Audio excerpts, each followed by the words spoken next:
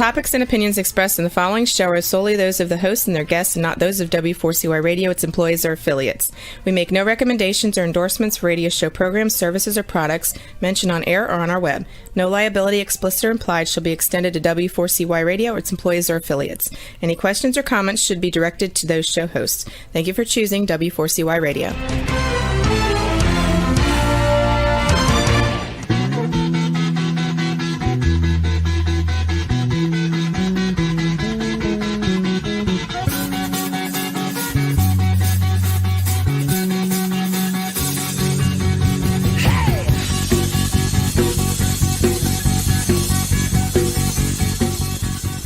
Welcome to the Camping Show. I'm C.W. Getz. And I'm Bianca Cahill.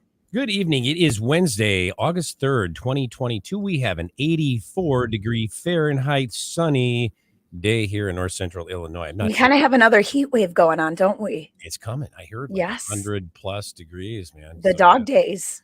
The dog days of summer. That's yes. right. That's right. That's like August. It's supposed to be that, right? I think so. Late July into August. Yeah. Yeah. You know, and I never understood really why they called it the dog days, because dogs certainly don't enjoy that. I can't imagine they would. I don't think anybody enjoys it. It's really hot, but also at the same time, summer's over, and it's just another reminder that, you know, all the fun's going. Another fun summer's behind us, right? I'll tell you who does. I tell you who loves it is river people, because we can jump in the water at any given moment and cool ourselves off. No matter how yucky the water looks, doesn't matter. And I'm thinking about going on to the Vermilion River this weekend. So there's going to be some rain in Pontiac, Illinois. So that is south. But, you know, the Vermilion runs south to north. Correct. So then if you get significant rain in Pontiac, that's usually the telltale. So then the water will be up, let's say, in our area, which is about, I don't know, 30 miles north, if I stand corrected. I think you're right. Well, and it's one of the two rivers that run in Illinois that run northerly, that flow northerly. Yes. The Nile River does that. Which one's the other one? The Nile River. Oh no, in Illinois. That's the only other river. I thought there was two in Illinois. There is two in Vermilion River. Oh, and I'm talking about the Nile River. Yeah, right. That one's in Egypt. Yeah, that's not in Illinois. No. There were two. Hey, Maya Marzaki, you can come to Brazil, enjoy the sunny days. Absolutely. Hey, I have to tell you, my Brazil trip was amazing. I can't imagine. The food. You look like you got some color. Well, I probably got some color mowing my lawn the other day, but we didn't spend a lot of time in the sun. There was just bam, bam, bam. And the climbers down there were phenomenal. They were so helpful. It was very cooperative. Some of the nicest people I've ever met from Brazil. I mean, they were just wonderful. The food, I did not know food could taste that good. And that's the truth. But yeah, it was just a wonderful experience. Actually, I was just telling Juan, our producer, on the way back, when I got off the plane in Chicago, I got yelled at by a immigration officer because I wasn't standing on the red line. I said, "Welcome to America, pal." Yeah, really. Yeah, no kidding. It's nice people in Chicago. Arrest me now. Yeah, man. So anyway, and thank you, Maya, and yes. Fabio, her boyfriend Fabio. They're just wonderful hosts for that whole event. So I really did appreciate it. Yes, it looked like you had a lovely time. Yes, very much so. Right back at you, Maya. All right. Well, tonight's episode of the Camping Show is brought to you by Campground Views, making camping easier. And Rutabaga Paddle Sports, providing time on the water. Tonight's episode is selecting the right crew for a wilderness trip with our special guest, Cliff Jacobson. Could you tell us a little bit about Cliff, please, Bianca? Absolutely. Cliff Jacobson is one of North America's most respected outdoor writers and wilderness paddlers. He is a retired environmental science teacher, an outdoor skills instructor, a canoeing and camping consultant, and the author of more than a dozen top-selling books and a popular video on canoeing and camping. Cliff is a distinguished Eagle Scout and also a recipient of the American Canoe Association's prestigious Legends of Paddling Award and a member of the ACA Hall of Fame. With that, welcome to the show, Cliff. Hey, man, it's good to be back. I haven't been with you guys for some time. And it's a pleasure to meet you virtually. Thanks for having me back. Well, you do remember me then, right? I mean, remember who I am, right? Oh, I do. Yeah. Yeah. I got to reintroduce myself. I do remember. Hey, isn't Bianca's I don't voice... remember Bianca, though. Isn't her voice the coolest, man? She doesn't, because I said something about, I love the raspy voice, but What, who is is it Shaka Khan that sings that song? Shaka Khan I'm is the not even coolest. gonna. Oh yeah, and then tell me something good. Right? Yeah, dude, I don't know if you're cheering for the Dallas Cowboys cheerleaders now or what, but it's awesome. It's working for you. I love it. Man. I love it. All right. Well, Cliff, let me ask you, what do we need to know, just right off the bat, what do we need to know about selecting a crew for wilderness trips? You just grab your buddies, right? Well, Isn't that all there is before we to it? talk about, I know, but before we talk about that, I got to tell you, when CW asked me, he says, let's do a show on how you pick a crew for a wilderness trip. I just sort of rolled my eyes and I said, oh, come on, man. We can cover that in about 5 minutes. Are you sure you really want to do this? But, the more I got into it, the more I realized that it's a pretty important thing. And it's an important because, you're going to be spending a lot of time with these people. You're going to be spending all day with them, sometimes half the night or all night with them. You're going to be with them when the bugs are biting fiercely. You might encounter bears. You're going to be with them then. You're going to be with them if they capsize, if they're on a canoe trip, like what I do. I'm a canoeist. If they capsize a canoe, you're going to be with them. You're going to be pulling them out of the water, or they're going to be pulling somebody else out of the water. And I'll tell you, one of the things you're going to find out real fast where there are people you want to be with. And this is not like going to work with somebody. I mean, I've had colleagues that I've worked with for years, and I had one colleague that I worked with for probably 10 years, thought he was an absolutely great guy. Well, he was a great guy, yes. But I got him on a wilderness trip and he was a disaster. He complained all the time. I thought he was a decent paddler. He had a couple of canoes and so forth, and they were good canoes. They weren't junkers. He talked about canoeing and camping. He said he did it. He loved it. And he was a disaster on a trip. Now, the ugly head of this surfaces so often that you wind up, at least in my experience, with what I call the 1 in 10 rule.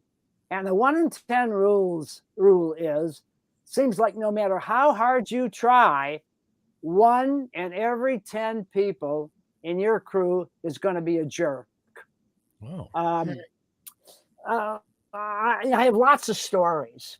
And so, but before I start telling you the stories, I want to share a couple top shelf or interesting tales with you.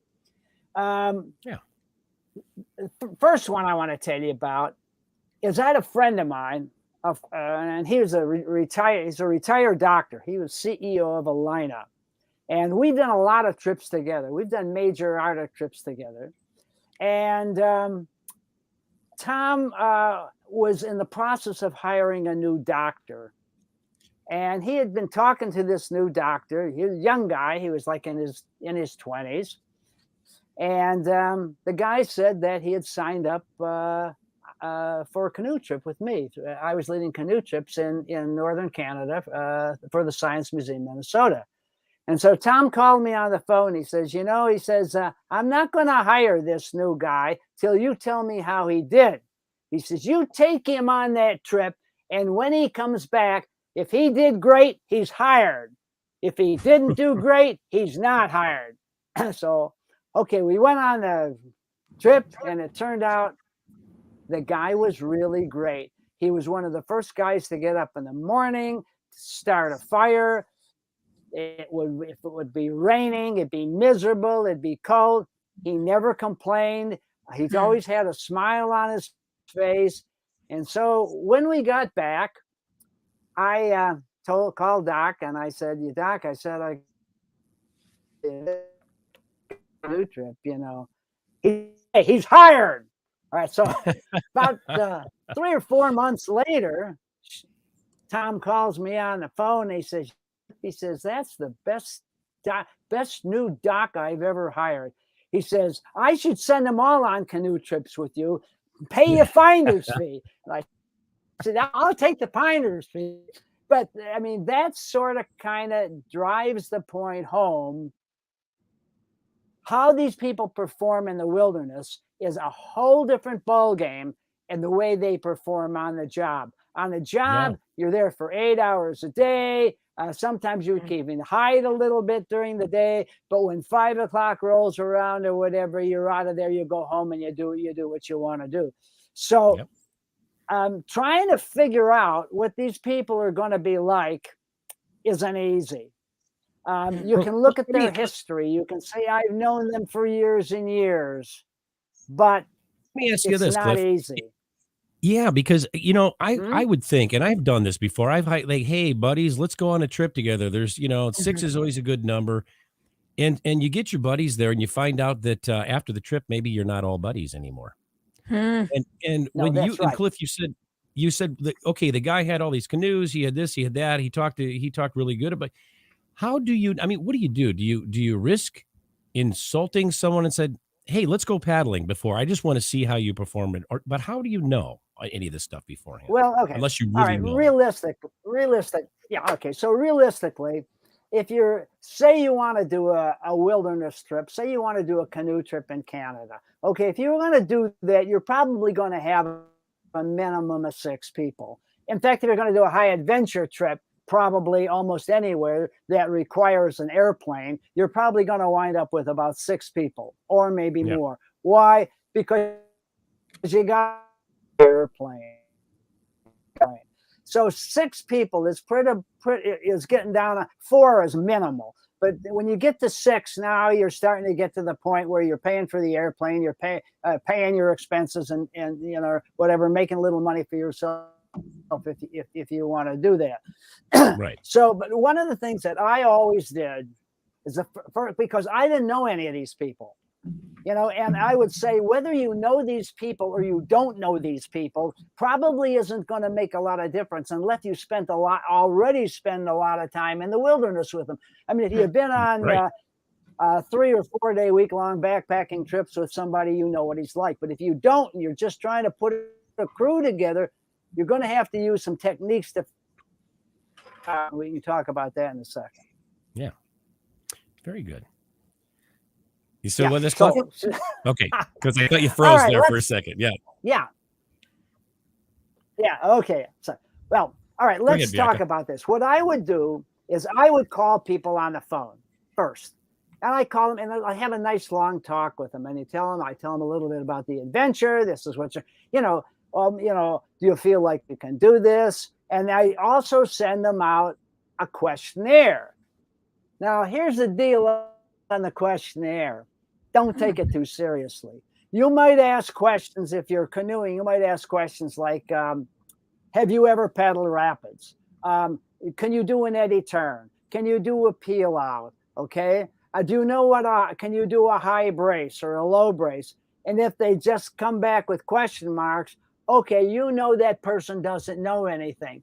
But don't weed them out yet, because that's not the distinguishing factor. When people say to me, Cliff, what's the most important thing when picking a crew? They think I'm going to say something like, well, you got to be a good paddler. You got to be big and powerful so you can carry all those heavy packs and canoes. No. Right. You got first. Number one, you got to be a nice person. Yeah. I don't care if you're a big person or a little tiny person or even a little tiny person like me. You got to be a nice person. Why? Because you're going to be spending a lot of time with these people. And I'm going to tell you, talk to anybody that's been on any serious wilderness trip with other people. And they're going to tell you the quickest way to ruin a trip, or the major factor in ruining a trip, are people. People who won't cooperate, people who complain, people who are jerks. The point is, you can take somebody who doesn't know how to canoe a stroke, and you can train them as you go, and they'll learn and they'll be fine. But there's nothing that you can do to turn a jerk into a nice guy.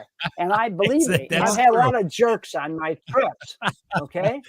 Oh, that's true. Yeah. I Yeah. gotta tell you this story before you go to break. Give me an example. Okay. So we're doing this trip on the Steel River in Ontario. It's not what I call a real tough river, but hey, it's not a piece of cake either. And so I Mhm. talked to these people on the phone, and one of the people I talked to was a woman. Her name was Margaret. I'll never forget this. And I said to her, I said, Margaret, I said, if it's okay, I had her questionnaire in hand, and she said she'd done a little canoeing, but not very much, but that was no problem. So I said to her, I want to pair you with Shelley. I said, Shelley is the only other woman on this trip. I said, she's been on a number of trips with me, and she is a really good whitewater paddler. Okay. A really nice person. So there was this long pause on the phone. And then all of a sudden, what came back was, quote, well, we'll have to see about this. I wasn't consulted in this decision.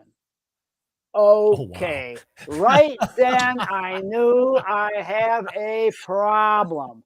And the problem Wow. began the very first day. Wow. First day of the trip. Okay, I've got these expensive tents. These were Cannondale Aristic tents. They're made by Cannondale Bicycle Company. Many, many years ago, they're Yeah. still best tent. They're phenomenal tents. Yeah. But they were old now, and they were no longer in production. So I gave everybody on how to pack the poles of this. The poles were too long to fit in the tent. So I gave them a lesson on how I wanted these poles packed. I said, don't just stick them underneath the pack flap, because if you do and you capsize, zingo, they're gone. And a pole set, and this was 25 years ago, pole sets, a pole set was $150. Okay. I made this very clear. No, Margaret won't do that. She just sticks them under the pack. So I'm really getting mad about this. I said, I'm not going to be, you have to be really nice. You're a trip leader, Margaret, Right. I can't have this. No, I've asked you to please do this, because if you capsize, I'm going to lose this. Well, we're not going to capsize. I mean, I don't know what to do at this point. Anything I can do, I guess if you capsize, you're going to lose the poles. The tent won't set up. You're going to sleep out there with the bugs, and I'm going to send you a bill for $150. I don't know. I don't know what else to do. I would do the same. So then this is like the first day of the trip. Okay. And whenever we would come to a rapid, I would have everybody walk the rapids with me, and we would all look at the rapids, and I would choreograph the moves. I would say, this is what you have to do. Do you feel you can do this? No, if you can't do this, no problem. Leave your boat there. We'll run it through. I'll come back, and me and another person will take it through. So this is what. So we go through the whole thing, and I'm looking as we're looking around. Margaret's not in the group. She's not there. Where'd she go? Well, she's still sitting back at the canoe in the top of the rapid. So I go back up there and says, Margaret, you're going to run these rapids. Don't you want to look at them with the rest of the group? Well, no. I mean, why should I? You've already made a decision what we're going to do. So I don't feel like, but no. So this is how it started. And it continued like this the whole trip until ultimately it hit ahead about the 5th day of the trip. We were having lunch above a rapid. There was a little pond there where this pond like just went right into the rapid. So we're in this sort of a pond type thing, and we're just having lunch. And all of a sudden, Margaret's canoe drifts out from shore. Oh, wow. Shelley goes ballistic. She says, I told you. Oh, that was another rule. You always tie the canoe up on shore. Okay. Absolutely. We made a big deal of this because canoes can drift out. Shelley goes ballistic. How many times have I told you, Margaret, that to tie the canoe up? So Shelley jumps in the water and swims over to the canoe before it can go through the end of the pond down into the rapid, brings it back. So at this point now, she is a complete, she's out of the group. I mean, at this point on now, as soon as we pitch camp, she leaves camp and goes and sits on a rock somewhere. When I make dinner and call for dinner, she comes in, gets her food, and goes and sits on a rock. So she would have totally spoiled the trip if the rest of the crew hadn't been so wonderful. So, but that's what happens when you get a jerk on a trip. Wow. And it can spoil the entire trip because it's just a bad vibe than the whole rest of the trip. And I mean, it's so hard to change a vibe when you get to that point. When somebody gets to that point and they have that attitude, it's kind of hard to turn it around, and it almost seems like they get more frustrated the longer they're out there. Yeah, absolutely. Oh my God. That's absolutely. One more stories, huh? Yeah. Actually, you know what? Let's do the commercial break. Yeah. Yes. Let's call a commercial break. More stories with Cliff Jacobson on the Camping Show. Stay tuned on Talk 4 TV and WC4Y Radio. We'll be right back.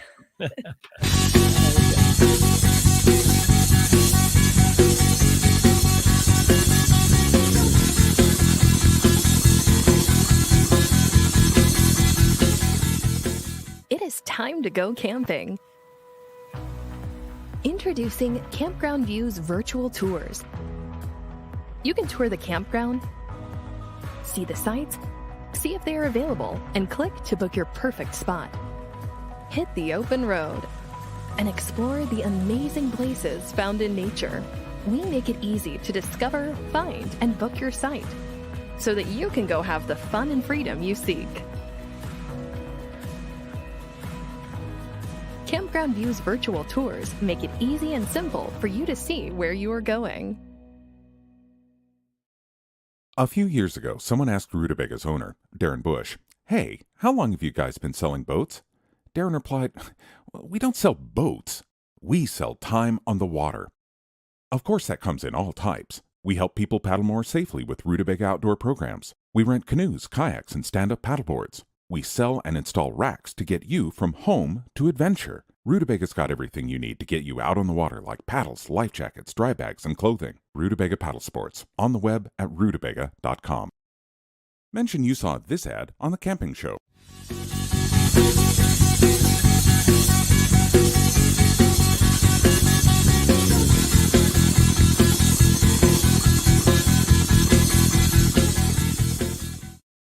Back with our guest, Cliff Jacobson, here on The Camping Show. Bianca, I messed up my little question thing here, so I believe the next question is yours, but Cliff had a little story to share with us. Yes. Let's get to that story before you forget about it. I was watching that commercial. I love that. So it's a wonderful store.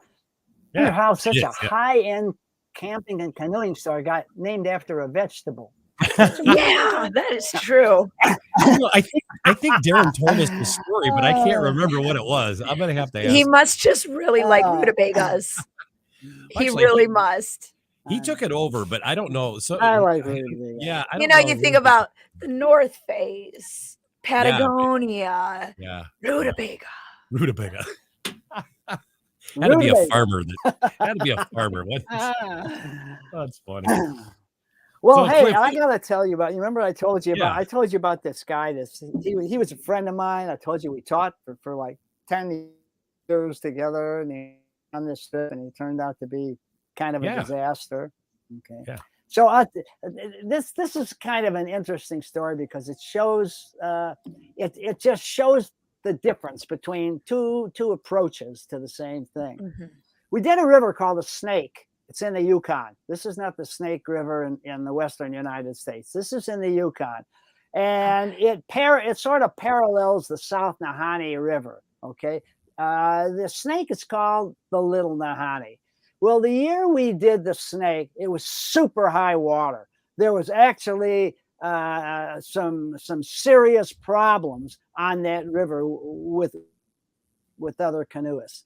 And so we're on this river and we're way up in the mountains, and it's really cold. It's right near 32 degrees, right near freezing.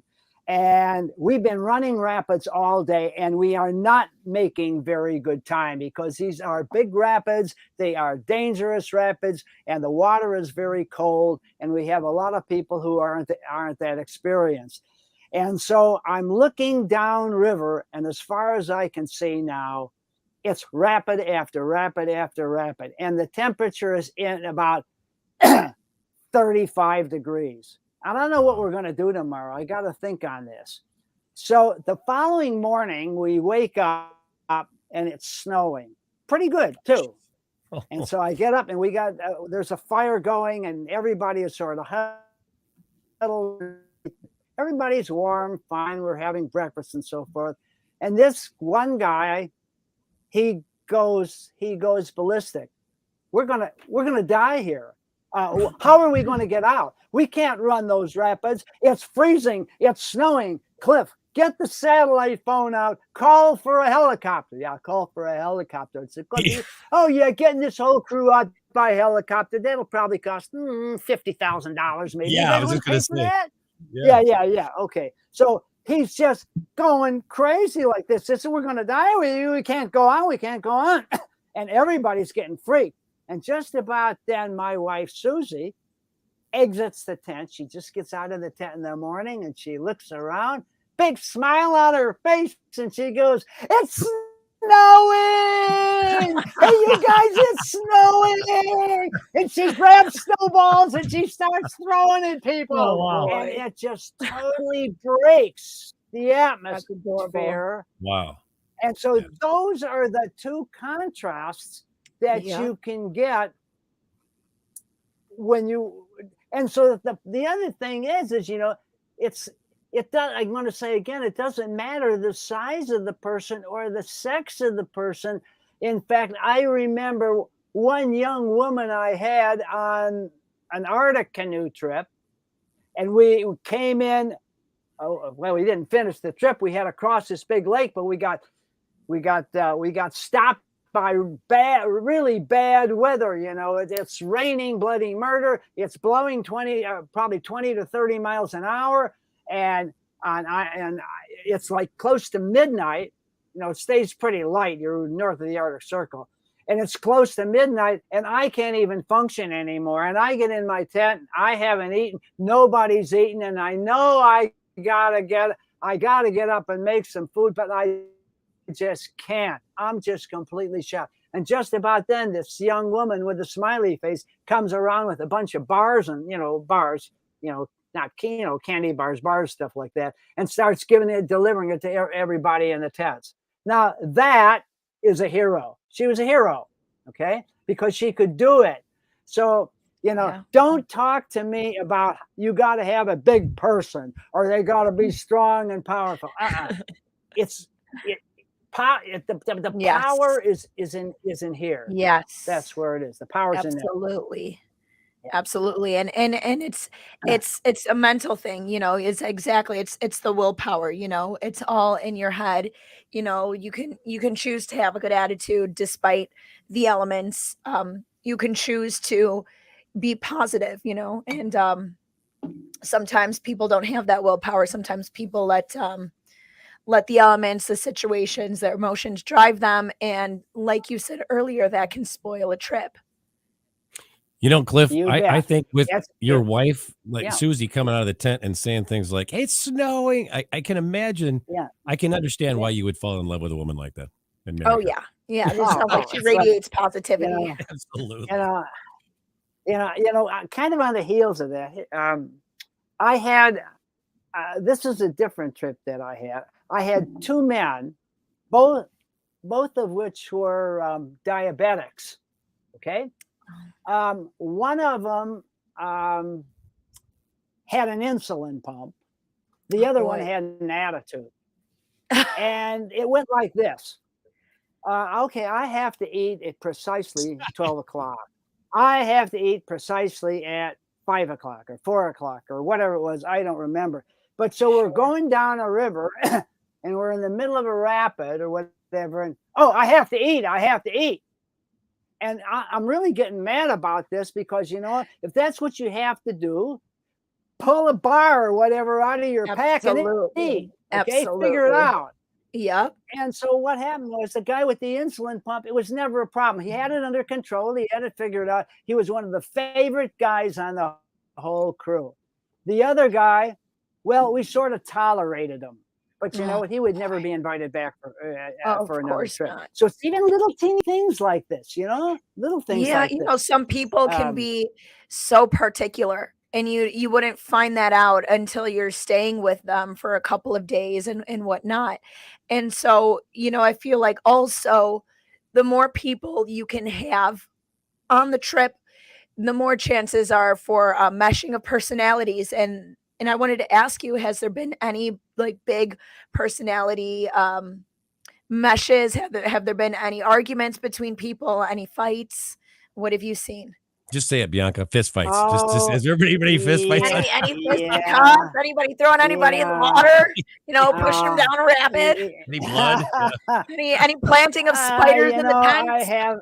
I have a couple stories. One is kind of a roll your eyes story, and the other is I can't believe this really happened. Oh, I like that one. Sounds good already. I can't believe it happened. This was on the Pipestone River in Ontario. Okay. We had one guy along who was a public defender. Oh, wow. He was very proud of that because he always wore a shirt that said public defender. Oh, boy. And he was just a little bit weird.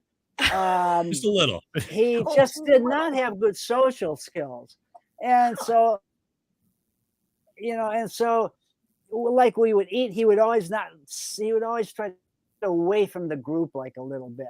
And everybody was trying to be friendly and everything. And this was about I don't know, maybe the day of the trip. I can't believe this. All of a sudden, his tent mate comes up to me and he's pulling the ground cloth out of the tent. Now we have a plastic ground cloth. Every tent does, and it goes inside the tent and it rolls up the walls of the tent about a foot.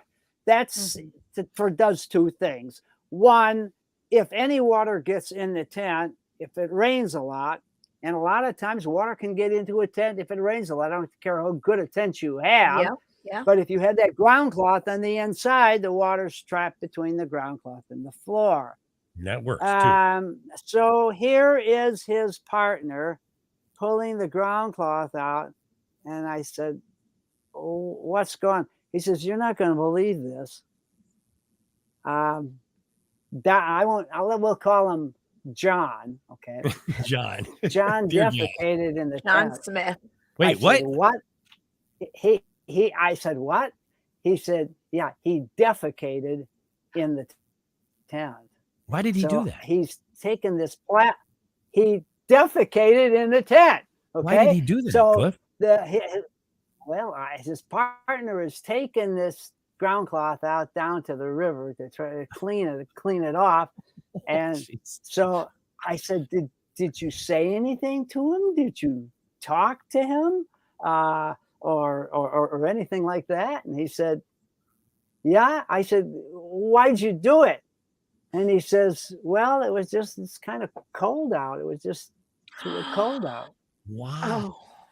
What can I say?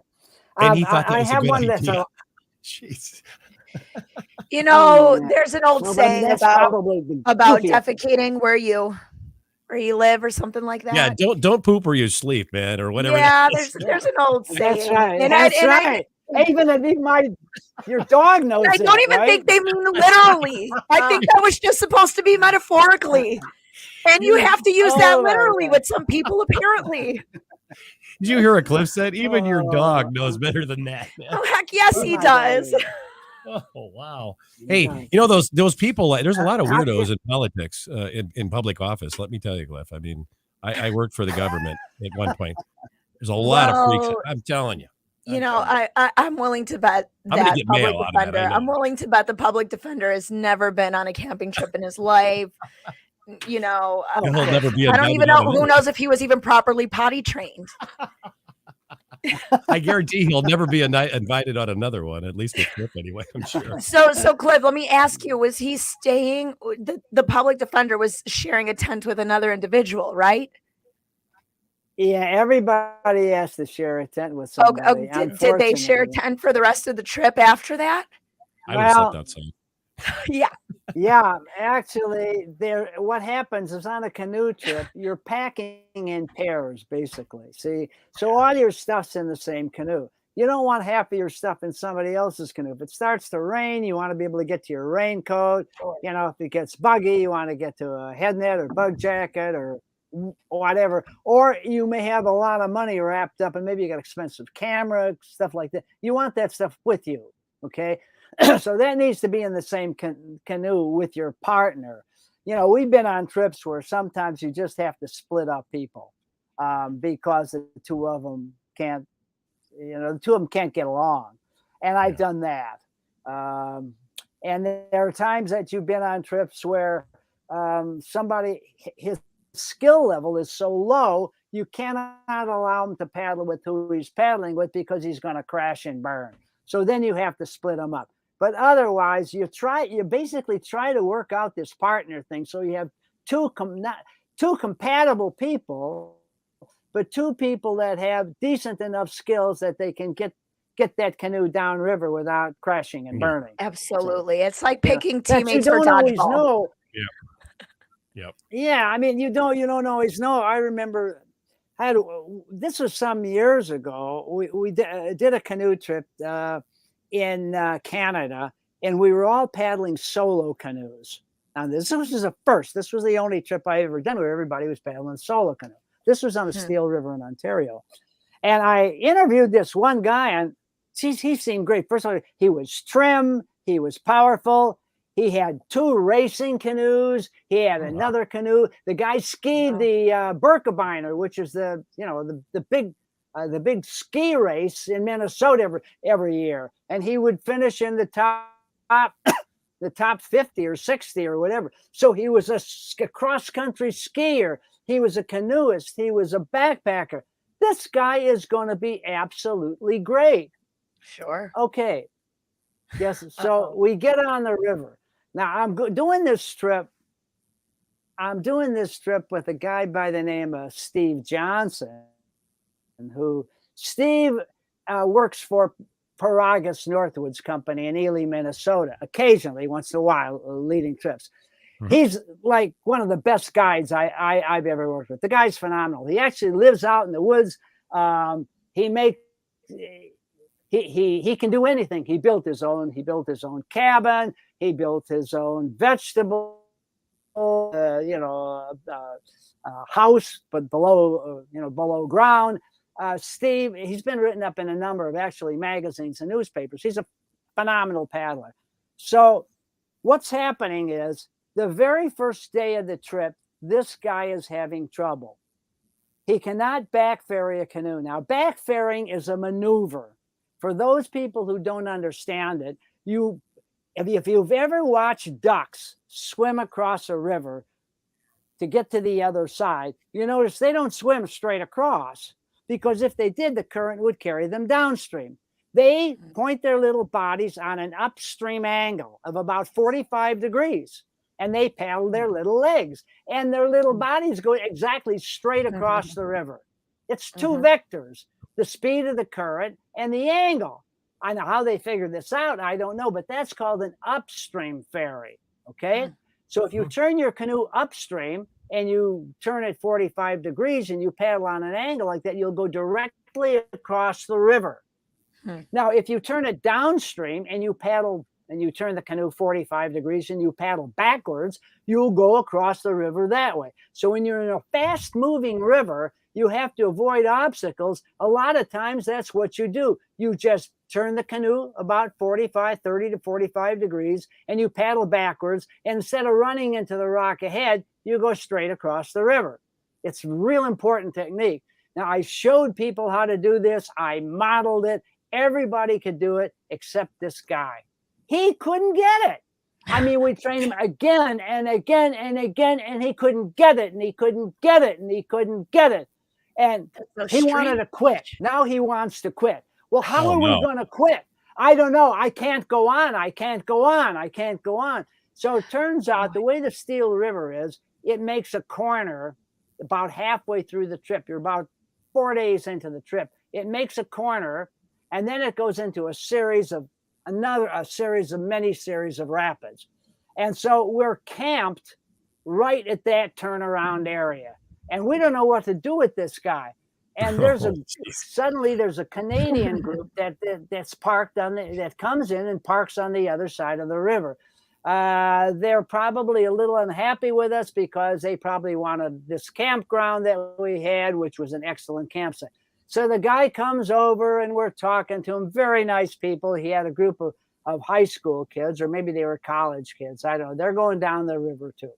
No, they're going upriver. Excuse me. They're going upriver to a town upriver. And this guy now, he hears this. He's pleading, can I go with them? Can I go with them? And so, what are you going to do with your canoe? It's a rented canoe. How are you going to get it back from there? You're up in Ontario. Okay, how are you going to do this? I don't care. I can't go on. I can't go on. Oh, no. Well, to make a long story short, finally, Johnson and I talked to him, and we convinced him to follow us downriver, even though he's crashed and burned a number of times. So Steve is paddling a homemade solo canoe that he designed himself. It was the design was a well-designed boat, but it was, as far as the build quality was concerned, okay, I call it a working boat. It's not a pretty boat, but it's a decent working boat. It's not a beautiful boat.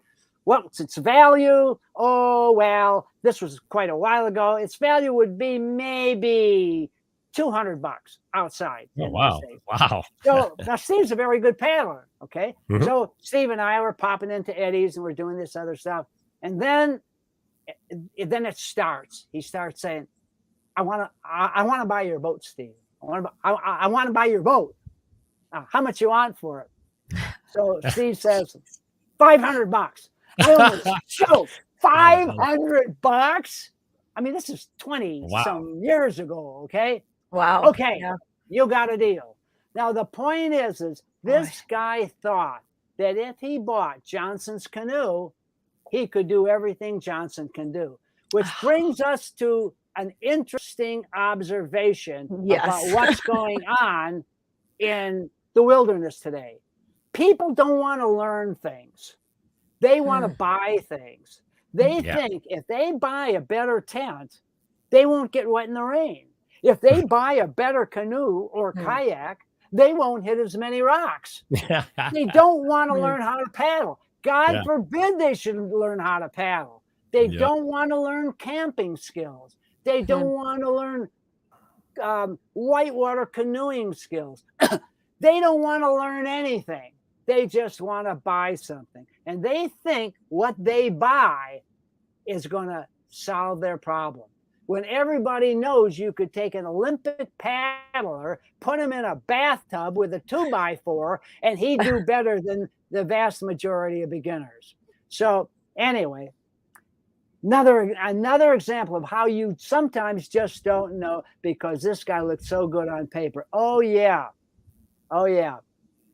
Very cool. He had this expensive camera. I had this guy had a real expensive camera. He was a little bit like Margaret. He wouldn't listen. Real expensive camera. This was days of film cameras. And I kept telling him, you got to put this in a waterproof bag. No, he wouldn't listen. And this was not a waterproof camera. It was one of these big things with big lenses and stuff. So he came to this one rapid. I modeled it. Everybody makes it through except him and his buddy. Bingo, capsize. Bye-bye camera. That's the end of the camera. The guy owed me $150 still for the trip. And he was so ticked off that his camera was ruined that he just blamed me and never paid me the money he owed me. Oh, wow. I don't know. You know, That would have been worth a fist fight right there. Right. It is, Cliff. It sounds like if anybody was going to get into a fist fight in any of those situations, it would have been you because of how frustrating everything was. I would agree. It seems like you've had some trials and you've been tested and you have just a world of knowledge and stories to share. And I appreciate the very few of, I'm sure, many stories that you have. It's so interesting. And even Mustang 66 said too, you are very entertaining. I was very entertained throughout the entire thing. I can't believe we're already out of time. So, Cliff, where can people find you on social media, and where can people follow you for just more entertainment and interesting stories and tips? Well, they can just type my name in on any search engine; it'll come right up. Or they can go to my website, which is www.cliffcanoe.com. Now, I do a blog every month on there. I think there's about 90 blogs on there now. And there's some cool blogs on there. And it doesn't cost you a penny. You can sign up for the blogs, and then you'll know when they come out, and you can read them. And of course, I have a shop. I have books for sale. I have what's new section. I think you'll find my website kind of entertaining. By the way, if you contact me, if anybody wants to contact me, go to my website and click contact. Please don't go on my Facebook page and do Messenger. I hate Messenger. I don't do Messenger. I can't say it often enough. Read my lips. I don't do Messenger. Okay. Yeah. But if you heard it first. That's right. Questions, go to the website. Me, and I'll get right back to you. I'm happy to answer questions about camping and canoeing. I love your sport. I have to vouch for Cliff. I got to tell you, Cliff, you are Johnny on the spot when it comes to email. I mean, you're lightning fast. You must have this like stitched to your belt or something. Like an old school pager. You remember those days? Pagers. Yes, I do. Oh my God. Well, Cliff, and by the way, if you've never read any of Cliff's books, do pick one. I'm telling you, what is it? Canoeing Wild Rivers, my very favorite. That's your flagship book. Amazing book. All of your books are amazing, and you can find those on Cliff's website as well. So, right? Well, thanks. Thanks, buddy. Well, Cliff, we'd like to thank you here for being our guest on the camping show this evening. Always, and I mean always, a pleasure having you here with us. So you're such an icon. Thank you for that. Yes, Cliff, so much. Great to meet you virtually. Thank you so much for being on the show. I had a blast with you today. Thank you. And we'd like to all thank your each of our listeners for tuning in. Pardon? Yes. And thank you to all the listeners for tuning in. It's been a great show. And we'd like to thank our sponsors as well for bringing you tonight's show, Campground Views and Rutabaga Paddle Sports. Be sure to tune in for next week's episode. Meet Emily Jackson of Jackson Kayak with special guest Emily Jackson. Until then, thank you so much for tuning in to the camping show. This is C.W. Getz. And I'm Bianca Cahill. A very raspy Bianca Cahill, reminding you to learn more, do more. Good night, everybody. Be safe. See you next week.